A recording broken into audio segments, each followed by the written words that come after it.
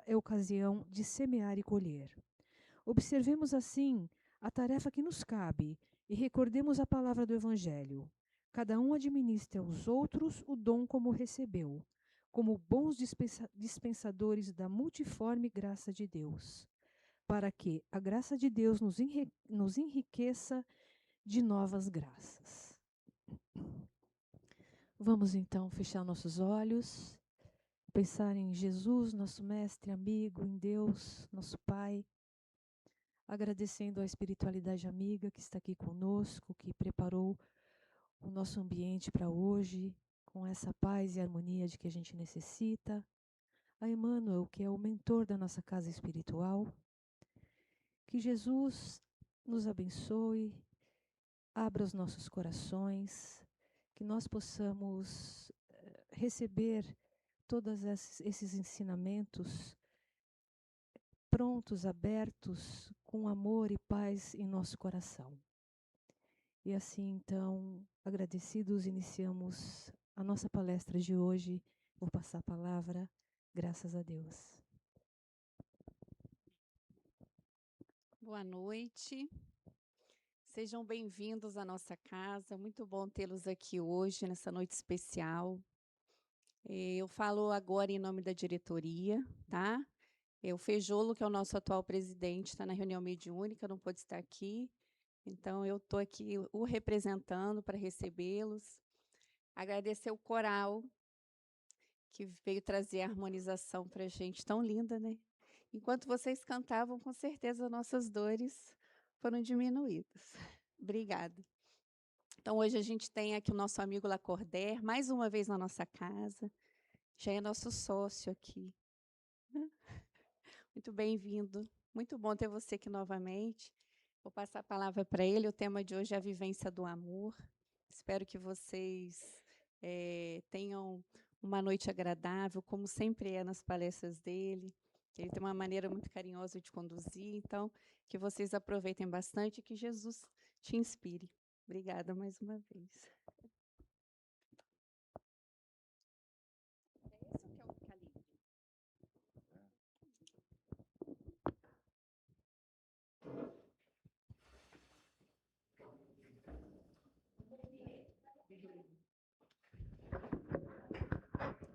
Tá, gratidão. Queridas almas irmãs, que possa Jesus, o sol de amor e ternura que aquece e ilumina as nossas almas, prosseguir nos envolvendo na sua paz, no seu amor, na sua ternura. Quando nós falamos de amor, a vivência do amor, de quem que nós lembramos? Daquele que é o concurso na prática do amor. E por que nós temos tanta saudade de Jesus? Às vezes a gente ouve, olha, eu vim matar a saudade. Não, saudade não se mata. Porque saudade é virtude. E, aliás, é uma das virtudes, filha de uma outra virtude, que é a virtude da gratidão. Quem é grato? Quem ama. De quem nós temos saudades? De quem nós amamos. E por que nós amamos tanto Jesus e temos essa saudade? O amor é um espaço de convivência. O amor ele não é só um sentimento. De todas as leis que regem o universo, todas emanam do amor. O amor ele é o hino vibrante do universo. É o hálito do Criador que rege todas as criaturas e toda a criação. Mas por que nós temos tantas saudades de Jesus? É o Espírito Emmanuel que no livro Caminho, Verdade e Vida, ele vem nos ajudar a entender. Na lição 142 deste livro, Caminho, Verdade e Vida, o Espírito Emmanuel diz que depois de Deus, que é uma presença permanente na sua criação e na intimidade das suas criaturas, é Jesus.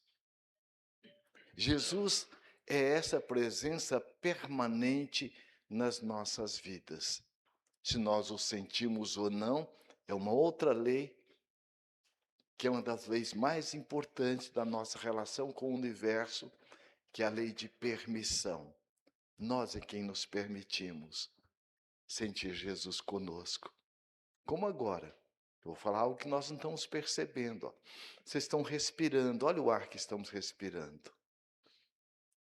Então, quando nós nos damos a atenção e entramos no sentimento da gratidão, nós vamos sentir essa presença amorosa do amor de Jesus, que conforme nos diz a benfeitora Joana de Ângeles, essa benfeitora da humanidade, Jesus, ele é o peregrino do amor. Ninguém amou quanto Jesus nos ama. E o Espírito Emmanuel também, gratidão, nessa lição 142 do livro Caminho, Verdade e Vida, ele também coloca que Jesus, ele conquistou a nossa tutela não somente por amor, mas por testemunho pessoal. Tem um teórico da psicologia infantil, são dois, aliás, Vallon e Piaget, e colocam que toda criança ela tem necessidade do adulto socializado para inseri-la no social. Todos nós aqui dependemos de alguém que amorosamente cuidasse de nós para que pudéssemos chegar onde nós chegamos. E ele coloca que Jesus é o nosso tutor do primeiro dia. O que significa isso? Significa que antes que nós chegássemos à categoria de espíritos, Jesus já estava nos aguardando amorosamente para tutelar a nossa viagem em busca da nossa angelitude.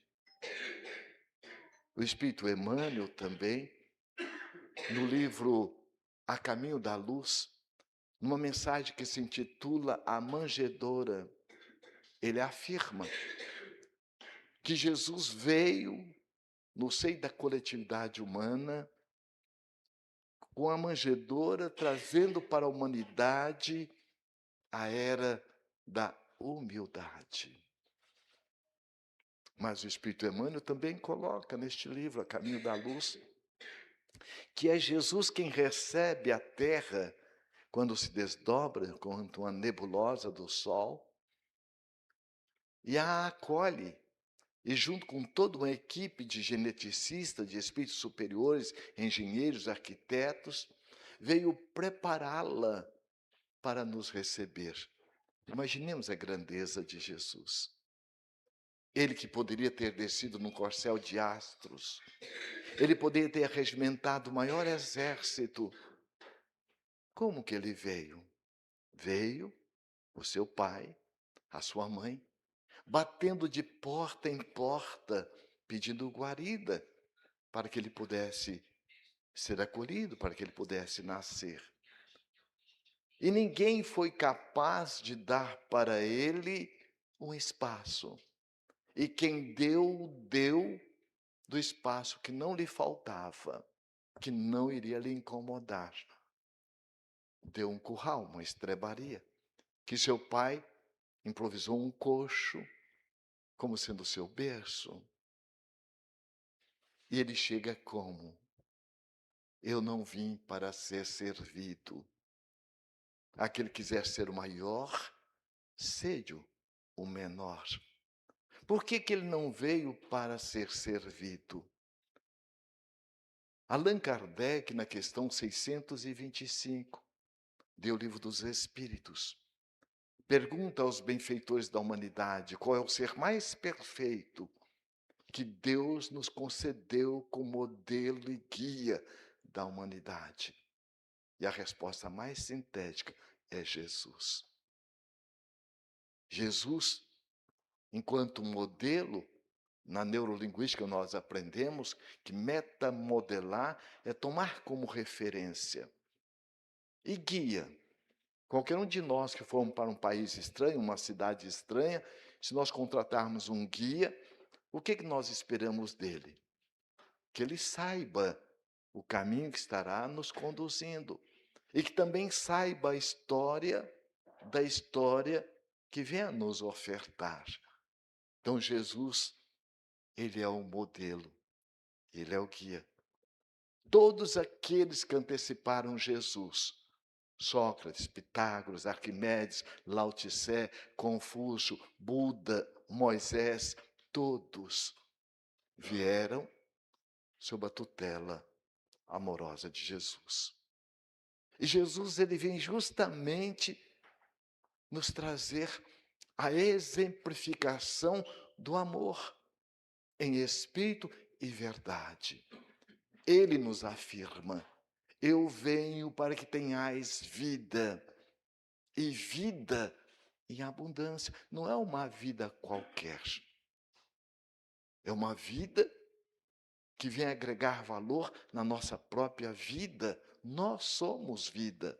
Nós somos espíritos imortais. Nós somos, como diz Sócrates, um ser inteligente que viaja na linha do tempo, e a vida na Terra é uma estação. Então, qual é a vida que Jesus veio para nos exemplificar e para que a tenhamos em abundância? É a vivência do amor. Amai-vos uns aos outros como eu vos amei. Mas antes ele coloca amar o próximo como a si mesmo. Fazer ao outro aquilo que gostariam que fosse feito a nós. E logo depois ele arremata dizendo: amai-vos uns aos outros como eu vos amei. Nós estamos vivendo um momento sociocultural muito conturbado. Nós estamos vendo na mídia pai matando filho, filho matando pai. O alto índice de feminicídio, de suicídio, de depressão, de ansiedade, de pânico. A ausência do amor, do alto amor. E é o que Jesus veio nos ensinar. E veio a doutrina espírita como sendo uma promessa do próprio Cristo: eu não vos deixarei órfãos por amor. E chega no seio da coletividade humana, na Cidade Luz de Paris, no dia 18 de abril de 1857, o atestado de óbito da morte, com o advento de o Livro dos Espíritos. Chega, portanto, a doutrina espírita à semelhança do microscópio ou do telescópio. Não veio criar um mundo novo, mas veio desvendá-lo. Veio nos trazer um processo de autoconscientização da nossa responsabilidade para conosco mesmo. Porque ninguém aqui está reencarnado para mudar o outro. Conforme está na questão 132 do Livro dos Espíritos. Quando Allan Kardec tem o cuidado de perguntar aos maiorais da humanidade qual é o sentido da reencarnação. Aliás, a própria palavra foi cunhada por Allan Kardec, mas ela já é conhecida desde a antiguidade, que a reencarnação é a volta do espírito no mesmo palco da vida, na maioria das vezes com os mesmos artistas de antes, com papéis trocados, conforme nos diz Emmanuel no livro Fonte Viva. Então a reencarnação, ela tem essa certeza para todos nós do amor de Deus, da equanimidade do amor de Deus para com todos nós. E vem justamente demonstrar que cada um de nós estamos em uma etapa reencarnatória. Uns em processo expiatório, outros provacionais. Mas todos estamos aqui para desenvolver o alto amor, o alto cuidar, o alto respeitar, o alto valorizar, buscar se autocompreender. A expiação, na própria palavra, na sua etimologia, significa ex, de extrair, pia, pureza da ação. Toda expiação é uma prova. Mas a prova não é uma expiação. Na prova nós viemos sedimentar valores. Na expiação nós viemos reeducar por amor. Como eu já dizia, um grande professor, Henri Pestalozzi, em que Allan Kardec, enquanto professor Rivai, foi estudar com ele em Verdun, na Suíça. Educar é coisa do coração. Portanto, a expiação é a semelhança daquele aluno que, num processo adaptativo, ele teve dificuldade de se adaptar a essa ou aquela matéria, e é compreensivo que o próprio coordenador deixe o aluno avançar, mas chega um momento em que ele diz: olha, Lacordaire, é importante que você expie, que você resgate aquela matéria, porque você está agora mais bem adaptado. Então, todo o processo da nossa relação com as leis é uma relação de amor, porque Deus é amor, como diz João no seu Evangelho. E se Deus é amor, nós também somos amor, potencialmente falando. Na própria Gênese bíblica coloca que nós somos criados à imagem e semelhança do Criador. O que significa? Que todos nós trazemos conosco todas as qualidades, todos os atributos de Deus conosco. Naturalmente, Ele é o Criador, nós somos as criaturas. Nós trazemos todas essas virtudes em estado de latência. Mas a doutrina espírita, ela vem justamente nos esclarecer, para que possamos desfrutar de quem nós somos, enquanto filhos de Deus, aprendizes da vida, e que estamos nessas inter-relações para aprimorarmos os nossos valores. O Espírito Emmanuel, no livro Pensamento e Vida, através das mãos carinhosas e generosas de Francisco Cândido Xavier, ele coloca que o outro na nossa vida, ele é tão importante quanto é importante o barro para o oleiro, a madeira para o escultor. É nas inter-relações que nós vamos aprendendo a prática do amor. O amar respeitar, o amar valorizar. E Allan Kardec nos traz na parte terceira do Livro dos Espíritos 10 leis, pelo menos, para que nós possamos nos sintonizar com quem nós somos e desfrutar dessas inter-relações por amor. E é a partir da nossa mudança que nós vamos estar colaborando com a mudança do nosso semelhante, tornando essa sociedade cada vez mais justa, mais amorosa, mais fraterna, mais amiga. Allan Kardec, em A Gênese, ele coloca que a vida em sociedade, ela é a pedra de toque do espírito. E muitas vezes nós temos, e é compreensível, essa ou aquela dificuldade. Mas ninguém está onde está, com quem está e como está, por acaso. Acaso e milagre não existem, nos esclarece a doutrina espírita. Aquilo que nós atribuímos enquanto acaso e milagre nada mais é do que uma pobreza de instrumentação da nossa parte para ferirmos a intimidade dos fatos.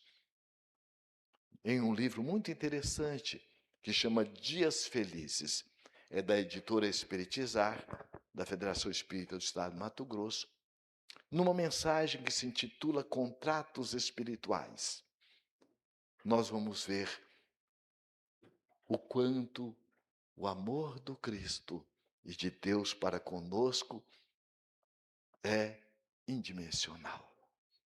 Ali ele coloca o benfeitor espiritual, que todos nós possuímos espíritos que já alcançaram essa altitude do amor.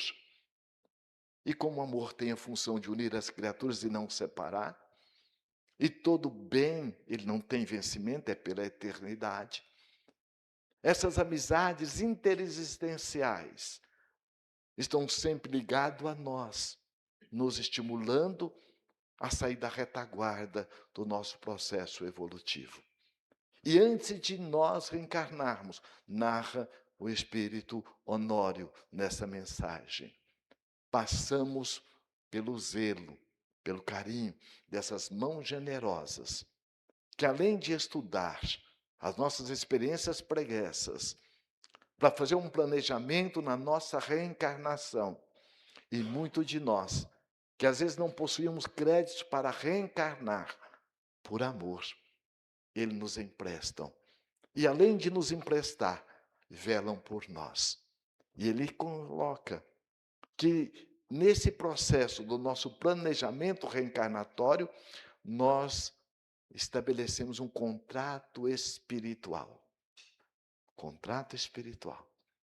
E nesse contrato espiritual, lá se encontra os nossos compromissos em duas vertentes. Na horizontal, que está ligado aos nossos diversos papéis.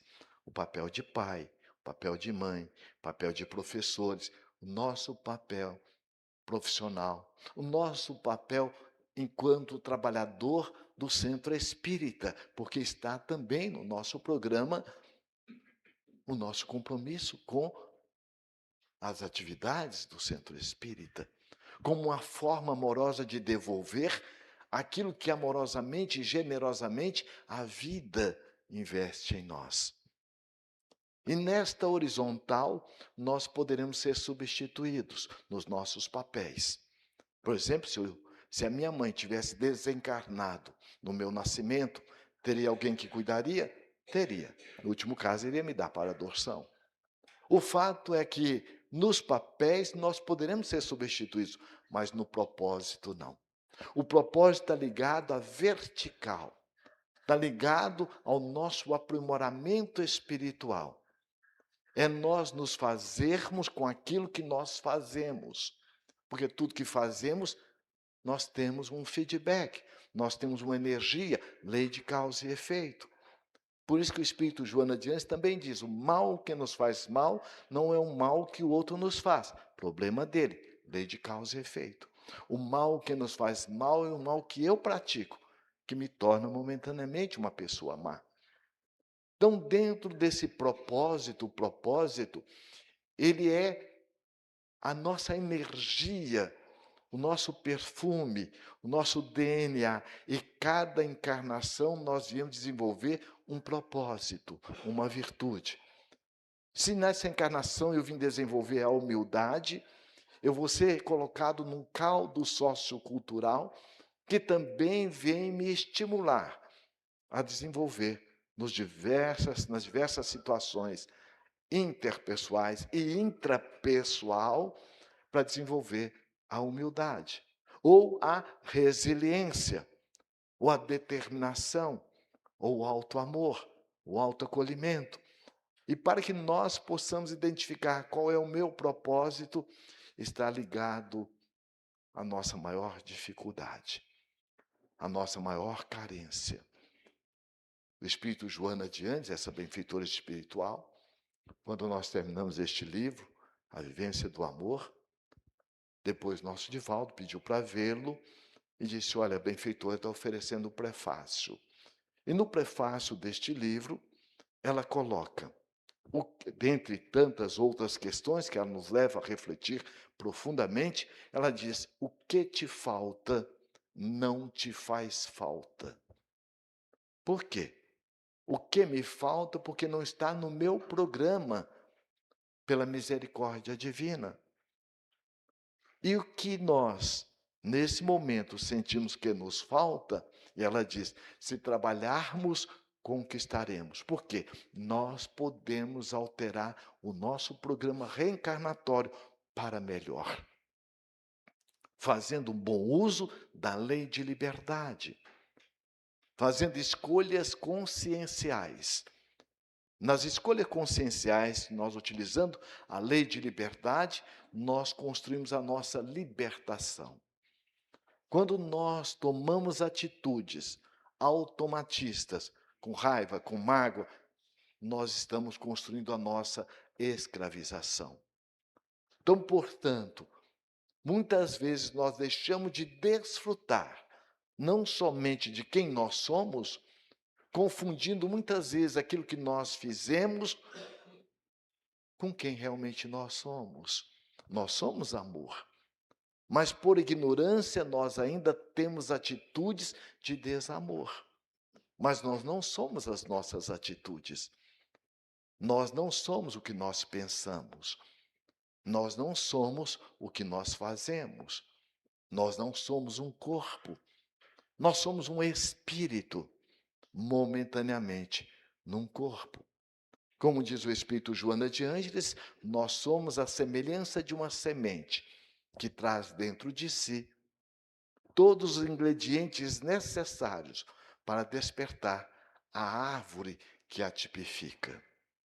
Então, nós já somos perfeitos enquanto criação divina, com a responsabilidade de desenvolvermos conosco a nossa perfectibilidade. Então, quando Jesus nos afirma, amai-vos uns aos outros, como eu vos amei, Jesus não tinha censura, Jesus não tinha crítica. Vós sois deuses, que brilhe a vossa luz, vós sois o sal da terra. A todo momento, Jesus estava sempre nos estimulando a nos sintonizarmos com a nossa identidade essencial. E muitas vezes, nós temos dificuldade de nos perceber. E por não nos percebermos na nossa essencialidade, no amor que nós somos, nós ficamos ancorados naquilo que temos, no que fazemos ou no que nós estamos. E a grande proposta do amor, e a maior alegria do amor, é amar. Joana diz, ninguém pode dar do que não tem. Como eu posso amar alguém se eu não estiver me amando?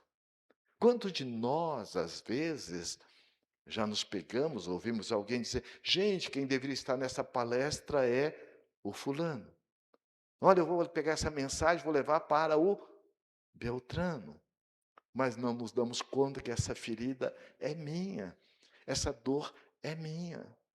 E aquela dor que eu tenho, se eu não cuido, ela vai doer no momento inadequado. Ou eu vou descontar em quem não tem nada a ver com isso.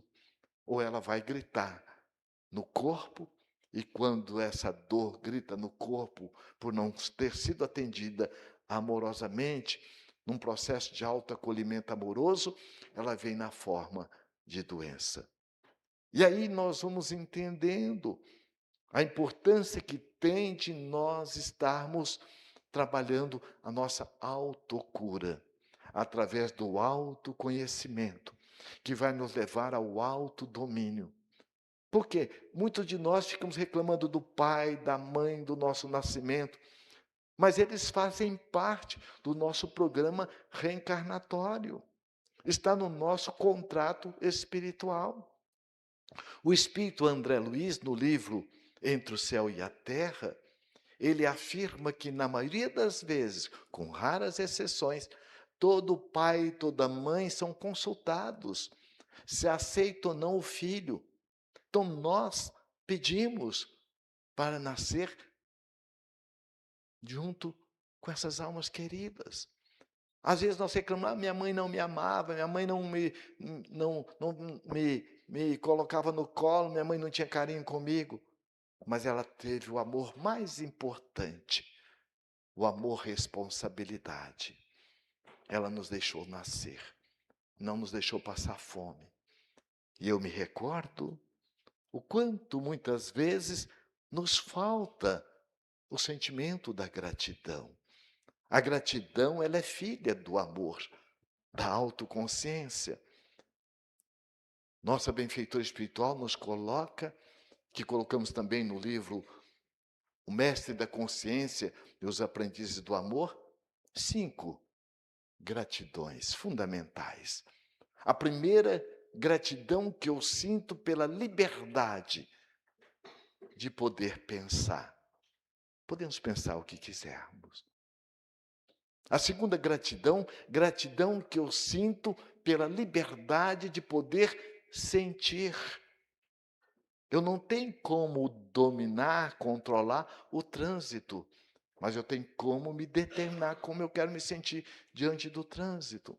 Eu não tenho como estar controlando o meu filho, a minha esposa, o meu marido, mas eu tenho como definir como eu quero me sentir diante dessa ou daquela situação do meu filho ou da minha esposa. E a terceira, gratidão, gratidão que eu sinto por amor, pela liberdade de fazer escolhas. Podemos fazer a escolha que quisermos. E muitas vezes nós fazemos escolhas que deixam a desejar, mas Deus é amor.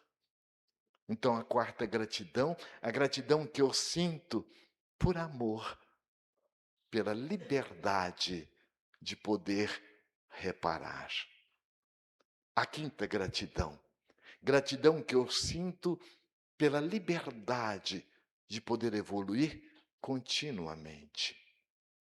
Às vezes nós ficamos ancorados naquelas feridas, naqueles traumas lá de trás. E muitas vezes não buscamos nos autoacolher, mas ficamos num padrão de autocobrança e cobrança também daqueles que deram o que eles conseguiram dar. Eu me recordo quando havíamos terminado um seminário, a presença amorosa de Jesus em nossas vidas. E no seminário nós utilizamos da abordagem do livro Amor, Imbatível Amor, que a benfeitora espiritual Joana de Ângeles, ela utiliza a abordagem de Roberto Assagioli, o autor da psicossíntese, que ele fala que nós temos várias subpersonalidades. Nós temos também, dentro da abordagem da transacional, e ela estuda isso profundamente, que nós temos uma criança interna ferida. Temos um adolescente, muitas vezes rebelde, dentro de nós. E um adulto, muitas vezes arbitrário, autoritário, déspota, que nós copiamos das nossas inter-relações. E a primeira infância da criança é fundamental, que vai até os 5 anos. Por isso que a criança ela absorve o verbal e o não verbal na relação com o adulto. A segunda infância, quando ela entra na escola, os 7 aninhos, ela já começa a ver pais diferentes, mães diferentes. Aquela mãe que já chega antes de bater o sinal, já está esperando o filho. E às vezes aquela criança que fica ali para o guarda, fica até a mãe chegar. E ela começa a fazer essas distinções. Então, a primeira infância, a segunda infância, é a base da nossa personalidade. E quando nós terminamos o seminário, nós colocamos que há determinados padrões mentais, o pensamento desperta o sentimento, que vai acordar em nós também o pensamento e o sentimento, ele vai estar estimulando neuroquimicamente o nosso cérebro, irá produzir as sensações. O medo, taquicardia, sudorese abundante e assim por diante. Então é muito importante eu buscar o que é que eu me falei, entender o meu mapa mental. Pessoas que têm um padrão de queixa, de lamentação, um padrão. E a queixa e a lamentação, ela ocupa o lugar do pensar responsável. Não importa o que meu pai fez, a minha mãe fez. Importa sim que o que eles fizeram, que eles deram conta. E ao término do seminário, nós colocamos no seminário que medo, insegurança, rejeição, abandono, incapacidade, vergonha, não são os sentimentos do adulto. É sentimento da criança que reflete no adulto. 2 meses depois, eu voltei à casa espírita, o centro espírita onde eu fiz o seminário, e um cidadão chegou e disse: olha, eu quero falar com você, quero falar com você.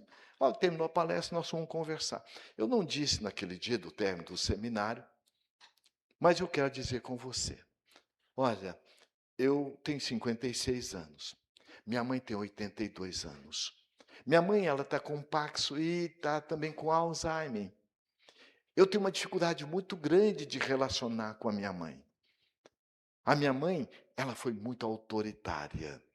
Minha mãe era muito exigente. Meu pai era mais na maciota. Meu pai era um amor, bem dizer.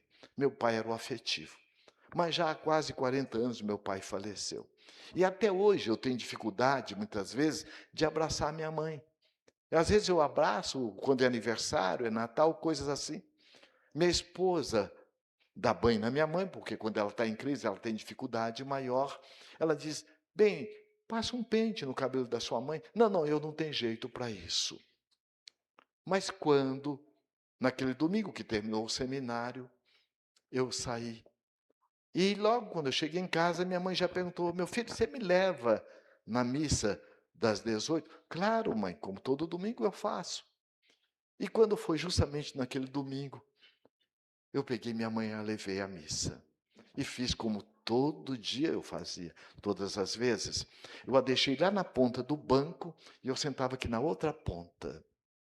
Mas quando eu olhei para minha mãe, aquela mulher com a mão no queixo trêmula, e eu comecei a lembrar os lampejos do seminário. Olha os lampejos conscienciais. O bem não tem vencimento.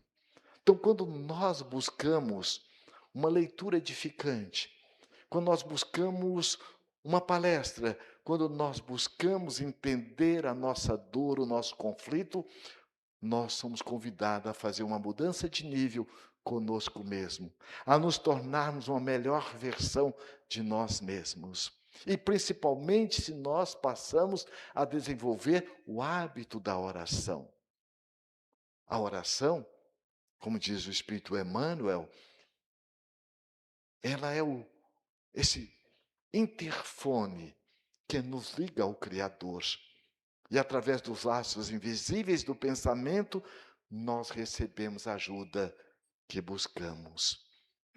E ele, naquele momento, olhando a mãe toda trêmula, ele começou a lembrar do seminário. E começou a lembrar, por que eu a trato com tanta indiferença?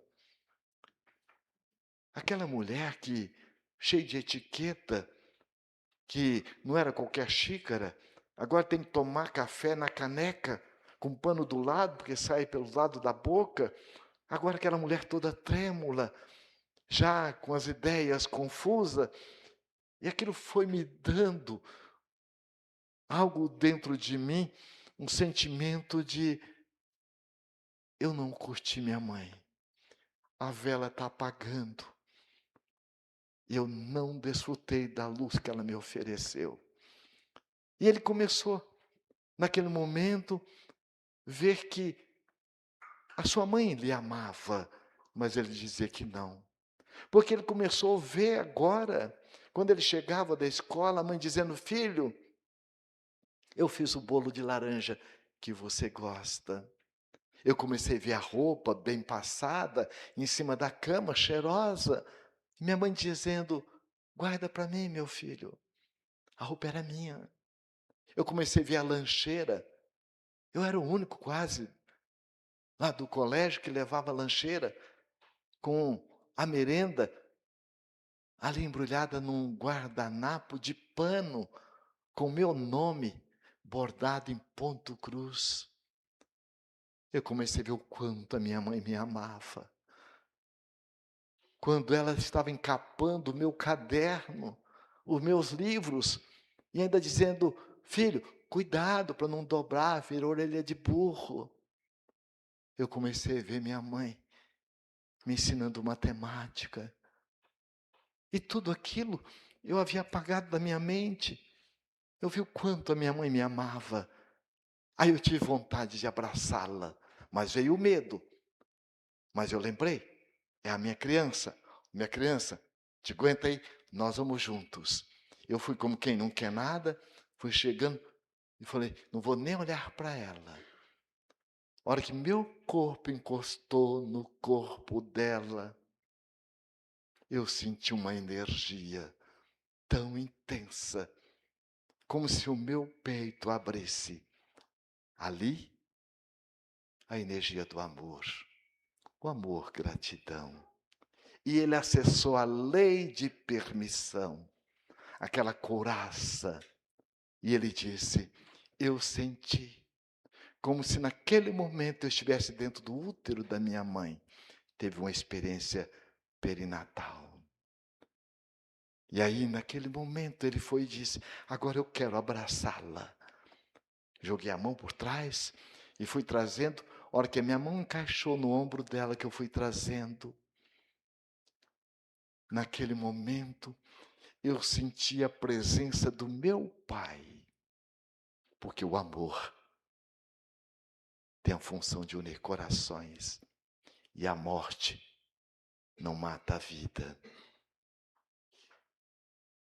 Naquele momento, que ele sentiu a presença do Pai, mas ele não falou nada. E quando ele viu, a mãe estava chorando.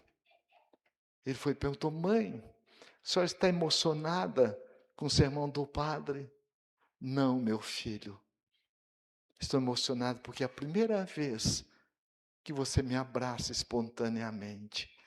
E eu estou sentindo aqui o seu Pai nos abraçando. Você pode fazer isso de outras vezes, meu filho, porque está me fazendo um bem tão grande. Eu nunca senti essa emoção que eu estou sentindo agora. Você pode fazer de outras vezes, meu filho. É o amor.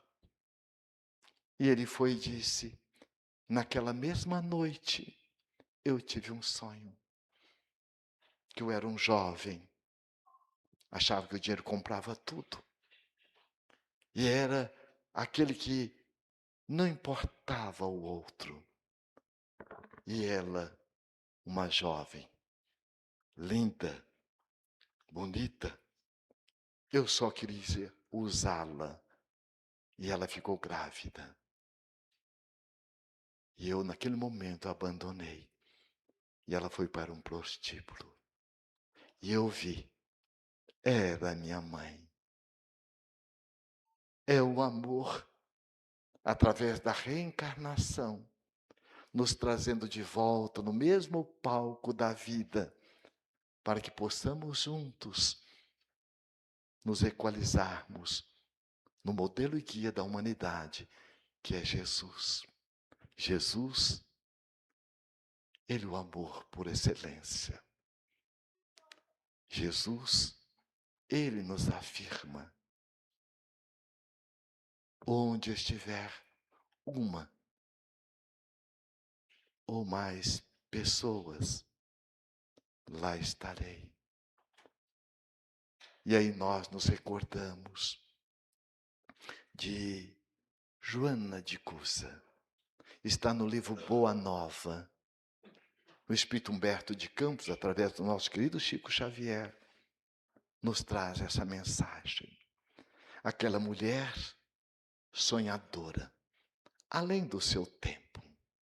Uma mulher que amava intensamente a família.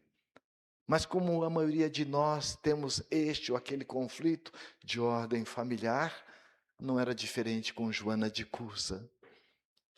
Mas como diz o Espírito Emmanuel, todo problema, antes a ajuda chega na frente. E foi justamente aquela que auxiliava nos afazeres domésticos, chegou e disse: Dona Joana, passa por Cafarnaum, um homem incomparável. Ele fala com tanta ternura, com tanto amor. Ele diz que todos nós somos filhos de um pai de ternura. E que a casa deste pai há várias moradas. Que aqueles de nós que temos fome e sede de justiça, nele encontraremos o aconchego. Vamos ouvi-lo. Joana de Cusa, disfarçada como dama da sociedade, foi e se misturou ao povo. Mas naquele momento, naquela tarde, noite de primavera, quando Jesus chega e abre os braços, e perpassando o olhar por aqueles que ali estavam, então coloca: vinde a mim, todos vós que achais sobrecarregados e oprimidos, e eu vos aliviarei. E aprendei comigo, que sou manso e humilde de coração, e encontrareis descanso e repouso para a vossa alma. Aquelas palavras eram quais gotas de orvalhos na dor do deserto da alma de Joana de Cusa. Ao término daquela preleção, que foi amor à primeira vista, quando nós queremos algo e nos determinamos, o como nós damos um jeito. Ou como diz Viktor Frankl, quem tem um porquê suporta todo como. Joana de Cusa ficou sabendo que Jesus estaria logo mais à casa de Pedro. E ela foi até lá. Quando ela bate à porta, ela ouve aquela voz canora, fraterna, amiga, acolhedora, amorosa. Entre, Joana, entre. E quando ela olha, é Jesus. É Jesus. E ela então pergunta: Senhor, o Senhor me conhece? Jesus, naquele momento, tocando generosamente as mãos de Joana, aconchegando ao peito, como faz com todos nós, com ternura e carinho, olhando nos olhos, que é a janela da alma, ele afirma: ó minha filha, eu sou o bom pastor. E o bom pastor conhece todas as suas ovelhas nominalmente. Assim como Jesus afirma para Joana de Cusa que ele é o bom pastor. Portanto, nós também, os nossos nomes estão inscritos no coração de Jesus. Ele nos conhece um a um e nos pede, porque lá fora há muita dor, há muito sofrimento, há muita angústia, há muita carência de mãos amigas a colaborar com Jesus. Ele passa como seus pais passaram. Dê-me guarida, meu filho está prestes a nascer. Jesus está passando na acústica da nossa alma pedindo guarida, para que possamos emprestar o nosso olhar, o nosso falar, o nosso ouvir, para que Ele possa se fazer presente na intimidade dos nossos corações e daqueles que gravitam em torno das nossas vidas, e que possamos, recordando o nosso pobrezinho de Assis, dizer do fundo da nossa alma, por amor: ó Senhor, onde estivermos, como estivermos, fazei-nos instrumentos da sua paz. Que Jesus nos abençoe e guarde no seu amor.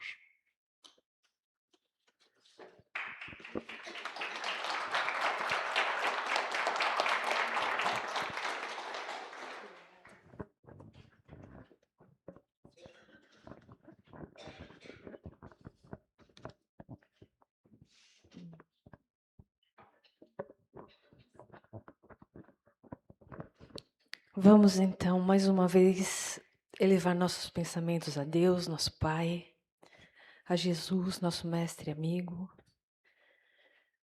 Obrigada, Senhor, por estarmos aqui hoje, por essa oportunidade. Obrigada por todos esses ensinamentos, que nós possamos levar para as nossas casas, para as nossas famílias, esse sentimento de paz, de amor, essa vontade de despertar esse amor dentro de nós. Que Jesus nos acompanhe, esteja sempre conosco. Aguardamos vocês na próxima sexta-feira. Hoje nós temos pizza frita, refrigerante. Também